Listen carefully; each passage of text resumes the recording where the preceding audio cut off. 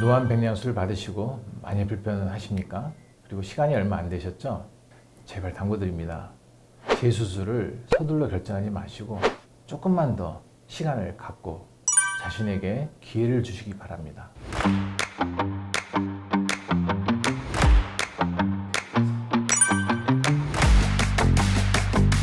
모든 인공수정체는 현재 조명하에 동공을 통해 들어오는 빛을 망막으로 전달하여 초점을 맺게 하지만 동공을 통해 들어오는 빛 에너지를 100% 이용할 수는 없습니다. 인공 렌즈를 지나면서 빛 에너지 일부가 반사되거나 왜곡되어 손실이 발생하게 되고 상대적으로 정상적인 상을 맺게 하는 빛 에너지는 줄어들게 됩니다. 제가 손실이 발생한다고 표현하였지만 실제 에너지 보존 법칙에 따라서 에너지는 소실되지 않고 시각적 불편 증상을 일으키는 빛 에너지로 작용하게 됩니다. 지금까지 설명드린 것을 좀 더 쉽게 설명드리자면 배고플 때 초코파이 하나를 혼자서 다 먹게 된다면 나름 간식이 될 것입니다. 그러나 2개 내진 서너 개로 쪼갠다면 바닥에 떨어져 못쓰게 된 부스러기와 나누어서 작아진 조각 몇 개가 있을 것입니다. 동공을 지나는 빛 에너지도 마치 초코파이처럼 나눌수록 각각의 조각의 양이 적어지게 됩니다.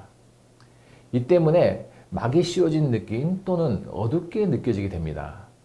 이 초코파이 조각을 각각 원거리, 중간거리, 근거리 놓는다고 할 때 전체적으로 다 더한 값은 원래 한 개의 온전한 초코파이보다는 작게 됩니다. 바닥에 떨어진 부스러기 때문이죠. 눈에서는 이 부스러기 빛 에너지가 번짐, 달무리, 퍼짐 등 이상 광시적으로 나타나게 되어 작아진 조각, 즉 초점별 적어진 빛 에너지는 망막의 시각세포를 자극하기에 충분하지 못하게 되어서 이로 인해 배이를 쓰이는 느낌은 한동안 나타나게 됩니다. 여기에 이상 광시까지 함께 생기는 거죠. 이러한 현상은 현재까지 출시된 모든 인공렌즈에 해당되는 것이며 에너지 보존 법칙상 에란 있을 수 없습니다. 다만 손실로 처리될 빛 에너지를 회수하거나 초점 쪼개기를 할 때 분배를 좀 더 잘해서 필요한 곳에 좀 더 빛 에너지를 전달함으로써 조금이라도 편리한 느낌을 갖게 하는데 모든 광학 및 재료 기술력이 모아지고 있는 것입니다. 이 때문에 저는 믿을 만한 플랫폼 기반의 인공 렌즈 회사에서 최신 렌즈를 출시하였다면 가능한 그것을 사용하는 것이 현명하다고 생각합니다. 이 초코파이를 가지고 다초점, 연속초점 렌즈에 대해 설명을 드리겠습니다. 삼형제가 있습니다. 큰형이 원거리, 작은형은 중거리, 막내가 근거리입니다. 배고픈 이 형제들에게 주어진 것은 초코파이 한 개뿐입니다. 이들 중 누구에게 주어야 할까요? 받은 사람은 만족스럽겠지만 나머지 형제들은 굶습니다. 공평하게 세 토막을 내면은 부스러기 손해가 생길 것이고 각자 받은 양은 3분의 1씩이라 만족스럽지는 않겠지만 그래도 맛은 볼 수 있을 것입니다. 다초점은 삼형제 모두에게 조금씩이라도 골고루 나눠주는 개념이고 연속초점은 막내 근거리를 과감하게 굶긴 것이라고 볼 수 있습니다. 아니면 겨우 부스러기 정도 좀 주는 정도라고 보면 될 것입니다. 확실한 것은 초코파이를 받지 못하면 맛도 볼 수 없다는 것입니다. 단초점 렌즈는 원거리에게 초코파이 하나를 통째로 주고 둘째 중거리와 막내 근거리는 굶긴 것입니다. 빛 에너지가 중간 근거리에는 전달되지 않는 것이죠. 이 때문에 중간거리, 근거리가 보일 리가 없습니다. 따라서 해당 거리를 보려면 정신 경우 반드시 돋보기 안경의 도움이 필요하게 됩니다. 이러면 요즘처럼 SNS 세상에 사는 게 불편해집니다. 어지간한 작은 글씨는 이내 손살에 치게 됩니다. 꼭 필요한 게 아니면 돋보기 쓰는 게 귀찮거든요. 문제는 많은 정보가 작은 글씨로 쓰여진 경우가 많습니다. 카톡이나 문자도 읽어야 하고 포털 뉴스의 심층 기사도 어느 정도는 읽어서 정보를 가지고 있어야만 누가 관련한 것을 말할 때 금방 알아듣습니다. 이게 잘 안 되고 쌓이게 되면 말기가 어두워져 필경은 맑은 사람이 없어질 수도 있을 것입니다. 고립되어지면서 청지각마저 떨어지게 됩니다.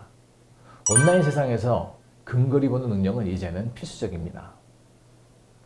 연속 초점 렌즈는 원거리와 중간거리에 힘을 실어주며 부스러기를 3개로 나눌 때보다 좀 줄어들게 만들 수 있습니다. 당연히 빛 번짐이나 이런 게 조금이나마 줄어들며 단초점보다는 중간거리가 나으니 생활에 좀 더 유리합니다. 하지만 근거리에 빛이 모이지 않으니 작은 글씨를 볼 때 돋보기를 이용하지 않을 수 없습니다.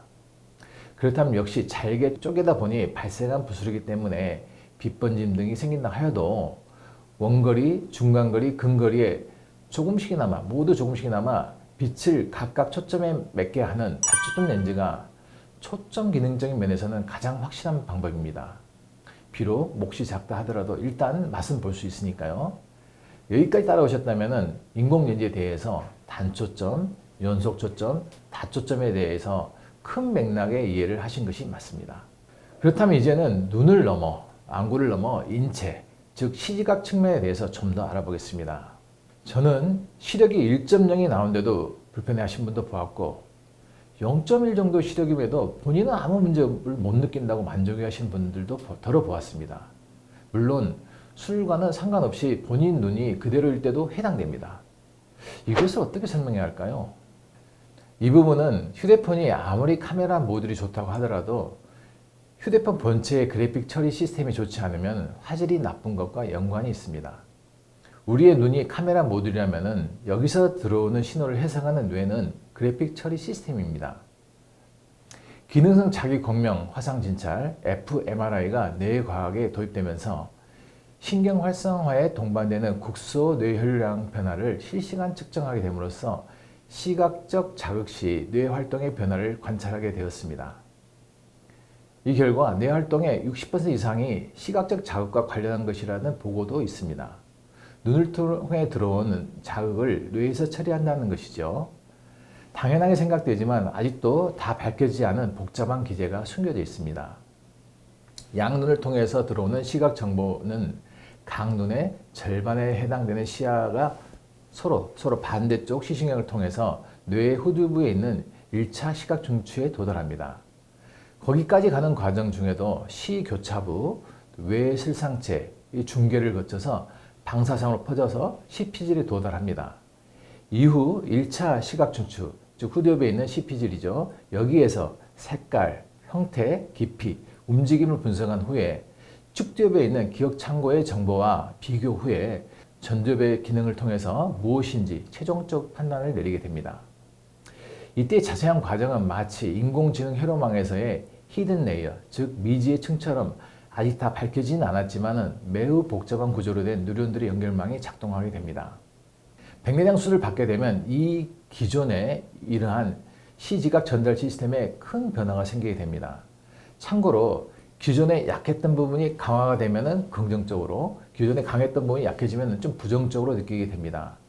원래의 건강한 수정체는 단초점이지만 거리에 따라서 탄력적으로 모양이 변하면서 동공에 지나는 빛 에너지의 거의 모두를 망막에 잘 전달해 왔습니다.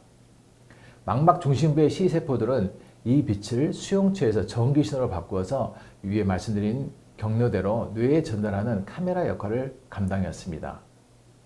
우리는 모두 이런 과정으로 오래오래 지내온 것입니다. 백내장 수술은 이 빛 전달 과정 중 빛을 모으는 장치인 렌즈가 갑자기 하루아침에 완전히 바뀌게 되는 것입니다. 이때의 충격은 절대로 작지 않습니다. 백내장이 너무 심해서 아무것도 안 보일 정도인 분들도 빛 번짐이 거의 없다는 단초점 렌즈로 백내장 수술을 했을 때 반응을 보면 처음에는 밝아진 것을 너무 기뻐하십니다. 그러나 점차 불편을 호소하시고 침침했다라고까지 하십니다. 일반적으로 3개월쯤에서는 대부분 환자분들이 처음엔 좋았으나 지금은 별로다 이런 표현까지 하십니다. 검사상 별 문제가 없고 수술은 별다른 이벤트 없이 잘 되었는데도 그렇습니다. 그러나 3개월 이후 세월이 지나면서 세월이라 표현하는 이유는 적응에 상당한 시간이 걸리기 때문입니다. 당연히 수술 직후 굴절 검사 수치가 허용 가능한 범위 안에 있고 눈에 건조증이나 망막증 등 다른 병은 추가로 발생되지 않아야 합니다. 이러한 조건이 만족된다면 시간이 경과됨에 따라서 반드시 별 문제 없게 됩니다. 좋아진다고도 표현할 수 있겠습니다. 그 이유는 뇌 및 신경의 가소성 때문입니다.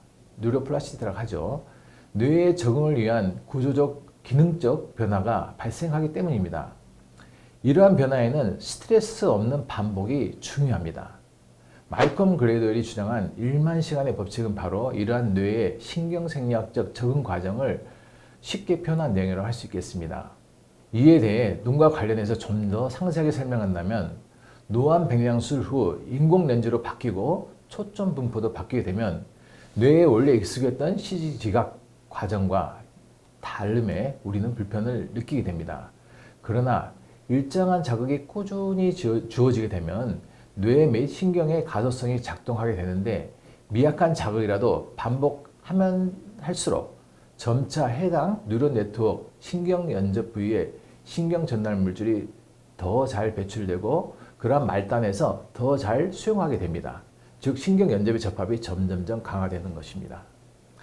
마치 유치원 또는 초등학교 저학년일 때는 연필 잡는 것도 쉽지 않았지만 약 10년이 지난 중고등학교쯤 되면은 글씨 쓰는 속도가 엄청 빨라지고 자유자재로 되는 것과 같은 원리입니다.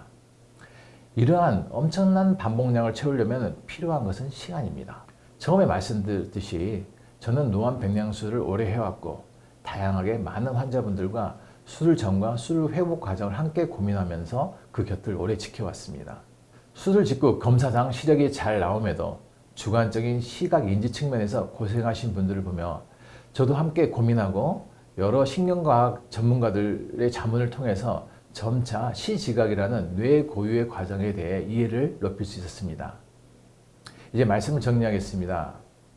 여러 다양한 안과에서 노안 백량술 받으신 지 이제 1년 이하이면서 현재 많이 불편하십니까? 그냥 지금 들어가 있는 인공렌즈를 제거하면 편해질 거라고 생각하실 수도 있을 것입니다. 또 그렇게 부추기는 안과 병원도 있습니다. 검사상 별 문제가 없는데도 말입니다. 그러나 조금만 자신에게 시간을 더 주시기 바랍니다. 정말 당부드립니다. 재수술로 단초점이 되면 앞서 말씀드렸던 굽는 중거리나 근거리는 절대로 회복될 수 없습니다. 뇌의 가소성이 작동할 기회를 원천적으로 빼앗아 버리기 때문입니다. 서두르지 마시고 그리고 재수술을 저장하는 일부 안과에 정말 일천한 경험담에 속지 마시고 조금만 더 견뎌주시기 바랍니다. 제가 부탁드리겠습니다.